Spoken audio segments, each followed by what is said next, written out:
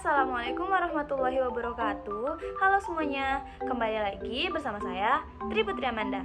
Baiklah, pada video kali ini saya akan membahas materi mengenai unsur intrinsik yang terdapat dalam puisi, terutama pada tema, gaya bahasa, dan amanat. Kita akan mencari tahu bagaimana tema, gaya bahasa, dan amanat tersebut dapat ditemukan dalam sebuah karya sastra berupa puisi. Sebelum itu, kita harus tahu dulu nih teman-teman, apa yang dimaksud dengan tema, gaya bahasa, dan amanat, serta bagaimana langkah-langkah mencari tahu tema, gaya bahasa, dan amanat dalam sebuah karya sastra. Yang pertama ada tema. Tema adalah gagasan pokok yang diungkapkan dalam sebuah puisi. Tema menjadi penentu penyair untuk menentukan diksi dalam puisi. Cara menentukan sebuah tema pada karya sastra berupa puisi yaitu pertama, membaca puisi secara keseluruhan. Jika belum paham, dapat dibaca berulang kali. Yang kedua, mencatat kata-kata sulit dan mencari maknanya dalam kamus. Yang ketiga, mencatat kata kunci yang dianggap penting. Biasanya, kata kunci dapat kita temukan pada setiap bait puisi. Kata kunci pada setiap bait biasanya akan mengandung makna yang sama. Dan yang terakhir, memahami maksud yang ingin disampaikan penyair. Yang kedua, ada gaya bahasa.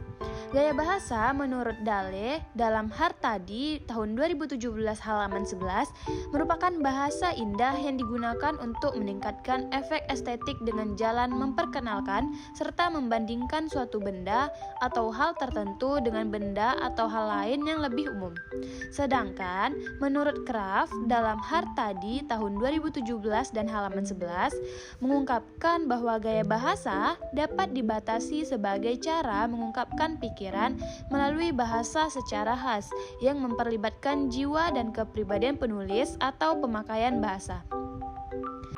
Baiklah teman-teman, jadi dapat disimpulkan dari kedua pendapat ahli tersebut bahwa gaya bahasa merupakan keahlian seseorang dalam menggunakan bahasa tertentu yang unik untuk memperindah dan memberikan keestetikan dalam sebuah karya yang dimunculkan secara kreatif oleh seorang penulis karyanya. Gaya bahasa itu sama juga dengan majas. Nah, teman-teman, pada sebuah karya sastra berupa puisi terdapat 4 macam gaya bahasa, yaitu yang pertama ada majas perbandingan atau gaya bahasa perbandingan. Bahasa perbandingan adalah pemilihan diksi berupa keindahan makna yang mempunyai kiasan mengungkapkan suatu perbandingan satu antara dengan lainnya.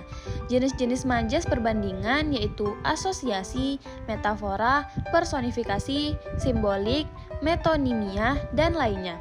Lalu yang kedua ada majas pertentangan. Ialah majas yang menggambarkan dua hal yang berlawanan, bertentangan, atau bahkan tak selaras. Jenis-jenis majas pertentangan ialah hiperbola, paradoks, anakronisme, dan lainnya. Yang ketiga ada majas penegasan. Majas penegasan adalah kata atau pilihan diksi bermakna dalam menegaskan suatu hal yang perlu dikatakan. Ada beberapa jenis yang termasuk dalam majas penegasan, yaitu repetisi, aliterasi, dan apofasis. Yang terakhir yaitu majas pertautan. Adalah gaya bahasa yang digunakan untuk mempertautkan suatu unsur dengan unsur lain. Jenis-jenis gaya bahasa pertautan yaitu metonimia, alusi, eponim, paralelisme, dan lainnya. Cara menentukan gaya bahasa dalam karya sastra puisi yaitu dengan dapat mencari diksi dengan ungkapan-ungkapan yang dapat menjadikan kata tersebut memiliki nilai artistik yang tinggi. Yang ketiga adalah amanat. Amanat adalah pesan yang ingin disampaikan penyair kepada pembaca. Melalui puisi yang dibaca, pembaca dapat memperoleh amanat secara tersurat ataupun tersirat. Cara menentukan sebuah amanat yaitu pertama, perhatikan judul puisi. Yang kedua, bacalah puisi dari awal sampai akhir. Yang ketiga, cermati setiap diksi yang terdapat pada setiap baris dalam puisi. Diksi-diksi yang terdapat dalam puisi biasanya akan menggambarkan amanat apa yang ingin disampaikan penyair. Baiklah teman-teman, selanjutnya kita akan membedah sebuah puisi, yaitu puisi yang berjudul Tapi karya Sutarzi Kalzoumbahri dengan mencari tahu tema, gaya bahasa, dan amanat apa yang terdapat di dalam puisi tersebut. Berikut puisinya ya. Tema yang terdapat pada puisi Tapi karya Sutarzi Kalzoumbahri yaitu menggambarkan tentang penyerahan diri hamba terhadap Tuhannya. Hal ini terbukti pada kata-kata yang ada pada puisi tersebut. Contohnya pada kata resah, darah, mimpi, duka, mayat, bunga, dan arwah yang memiliki makna konotasi. Puisi ini menggambarkan ketidakadanya kepastian dalam kehidupan atau situasi tertentu, perasaan kebingungan mengenai arah dari suatu keadaan yang menciptakan perasaan tidak nyaman mengendalikan situasi. Lalu yang kedua, gaya bahasa. Gaya bahasa yang terdapat dalam puisi ini yang pertama adalah gaya bahasa hiperbola, di mana mengungkapkan sesuatu secara berlebihan, bahkan terkesan tak masuk akal.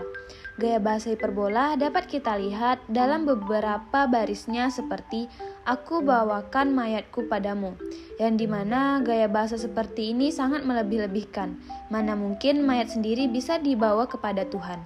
Yang kedua, memiliki gaya bahasa perulangan, yang mana gaya bahasa perulangan adalah cara melukiskan suatu keadaan dengan cara mengulang-ulang kata, frase, suatu maksud. Hal tersebut dapat kita lihat pada kata "aku bawakan", itu diulang sebanyak 7 kali. Dan pada kata "tapi kau bilang", itu pun juga diulang sebanyak 7 kali. Yang ketiga, amanat.